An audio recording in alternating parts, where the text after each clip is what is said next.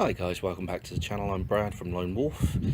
Today I've had a little bit of a special request. You might remember a couple of weeks ago I went to the scout camp in Rabness and I did some filming, had some technical difficulties.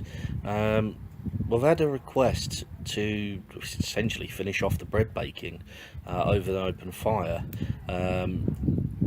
So what I've got here is I've got the fire pit going in the backyard, waiting for the fire logs and everything to burn down into some nice embers, and then I will start baking the bread again. You've already seen me make it, so I won't put you through that. Again. Now I know what some people are saying, is that a fire log he's got on the fire pit and not actual wood?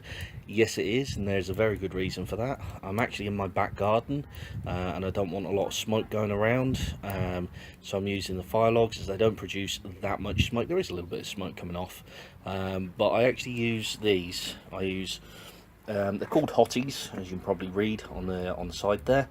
Low ash content, low smoke, perfect for this kind of environment. I actually also use these when I'm doing the show, doing shows and things like that. So anything that involves either lots and lots of people that don't want smoke in their face, or an urban environment such as where I am at the moment, I tend to use the Hotties and the fire logs, just because they produce very little smoke and very little ash, and the ash they do produce I can easily get rid of.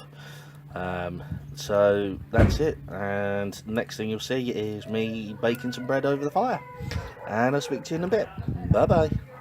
Okay guys, so as you can see, the fire's burned down to just coals. It is still lit, there is still flame, there is still heat coming off of there. If I needed to bring it back up to a fire, all I'd do is just put some more fuel on there and it would start up again. I'll probably have to do that a couple of times while I'm doing this. Here's the bread that I made. It's usual recipe, 2 parts flour, 1 part water. As I've been waiting for the coals or the fire to burn down, it has risen slightly, obviously because I use self-raising flour. All I'm going to do now is I'm just going to take the bowl, drop it onto the fire, drop the dough onto the fire like that, and then all it is just a case of waiting. Something like that will probably take about 20 minutes, half an hour, just because of the size of it. So I'll be back then, hopefully with a lovely cooked loaf of bread, or piece of bread. Bye. Okay guys, so as you can see, I've had a little bit of a flame on problem. It's burnt the loaf slightly, not that it makes a difference. It's still just as cooked, but as you can see, it started cooking. It's actually cooked on the outside, so I've just got to leave it to cook on the inside now. I'll be back in a second. Bye bye. Okay, there we go guys, so that's the bread cooked, baked over the fire. It's a little bit burnt on top and a little bit burnt underneath. It's partly due to, well, it's my fault. I left it on there a little bit too long, but it's still perfectly edible. If you wanted to, you could pick the black bits off, but there's nothing wrong with eating it. Let's see how it's done on the inside. I'm expecting it to be cooked on the inside, but let's find out. It's a good sound. Yeah, perfectly cooked, look at that.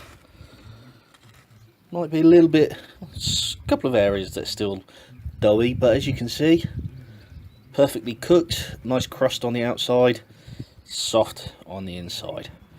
So there's the perfectly cooked loaf for you.